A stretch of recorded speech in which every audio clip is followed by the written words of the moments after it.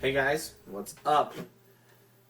In this video I want to do an iPhone 4S review. Not a typical kind of review that you normally would do. You know, normally you get a device, you use it for a week or two, and then you do a review. I want to do this review off of the experience of the iPhone. And specifically the iPhone 4S, but this would apply to most iPhones. And I think most iPhone owners would agree with me here. The experience of the iPhone 4S or the iPhone 4 is a good experience. You know, I want to add an appointment to my calendar. I can add that really easily. I want to send an email. I can do that on my iPhone. I happen to have a 16 gigabyte black iPhone. Not a big fan of the white devices. What do you guys think? Black or white? If you were to get an iPhone, or maybe you have an iPhone, what color, what color would you guys get? Black or white? I'm a big fan of the black gadgets. All my Apple products are black. I don't get a lot of white devices. Now, I will admit, I have bought a white Apple product. It was an iPod many, many years ago. Actually, I think it was the very first generation of the Nano line. I actually wanted a white Nano. I don't know why, but I had a white Nano. I was fine with it, but then my taste changed and I actually liked the black. And all my iPhones have been black. I haven't done white. I've had all black iPads. Now, I've only ever had one iPad, but again, it's black. You know, everything with me is black. So moving off the color thing, size, I always get 16 gig. I don't need the maximum amount of space. Now with iCloud and everything, and especially with iTunes Match, I don't store a lot on my phone anymore. Really, all I use it for is apps and the potential movie or two that I keep on here. I really don't store that much on the internal memory anymore. You know, let's see. Right now, if I go into settings,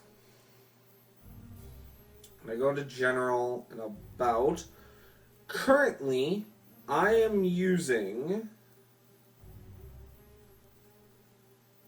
let's see, 3 gigs. 3.6 gigs on the phone. There's 13.6 gigs available to me. I have 10 gigs remaining. I have a lot of space still on here. I don't need a 64 or a 32 gig device. I really don't. Now, I do have an iPod Touch. That's a 32 gigabyte iPod. But, again, it all comes back to the amount of stuff I keep on my phone is not much.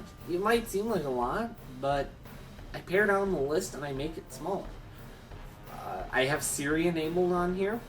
Siri works great on the iPhone. I think Siri works better on the iPhone, is more useful on the iPhone than it is really on the iPad.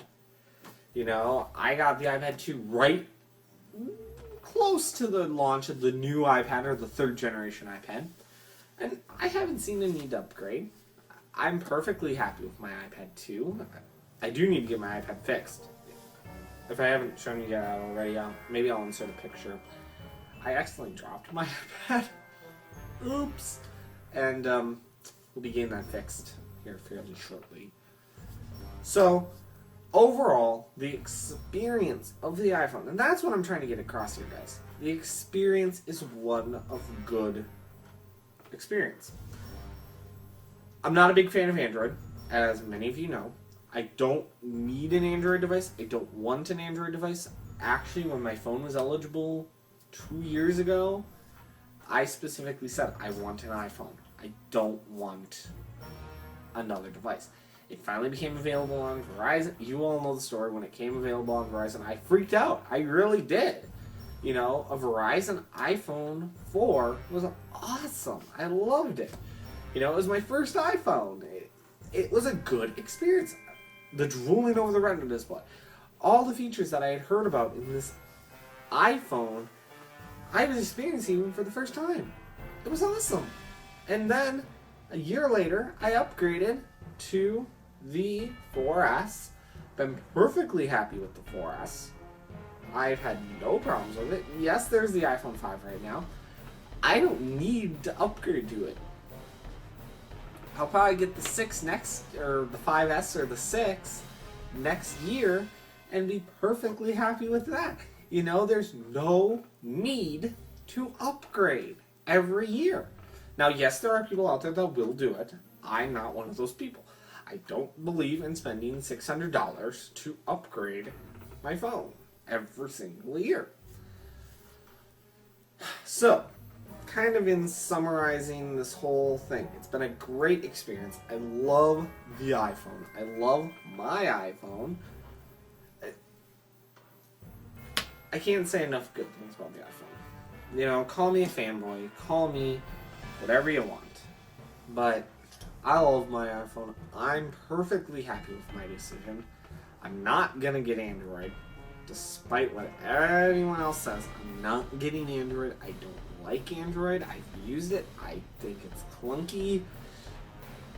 And here's the other point I want to bring up. Android has their operating system, and obviously iPhones run iOS. Majority of users are on the current version of iOS, which right now is 6.1. And the majority of Android are on a really outdated version of their operating system.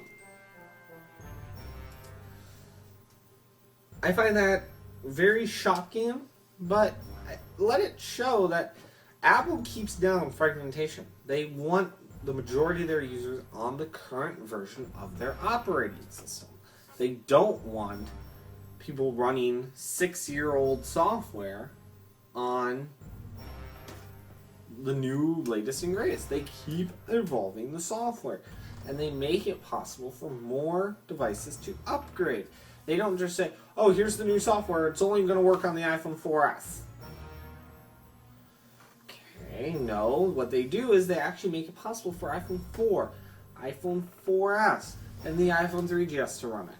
You know, the current version, iOS 6, works on the 5, the 4S, and the 4, and the 3GS. Now the next one will probably just work on the 5S, 5, 4S, and the 4. You know, it will evolve, but they keep as many old devices as they can moving up with it. It doesn't not ever upgrade. So, that is my review / thoughts video. I hope you guys liked it. I really didn't plan this video. This was kind of off the cuff, top of my head kind of thing.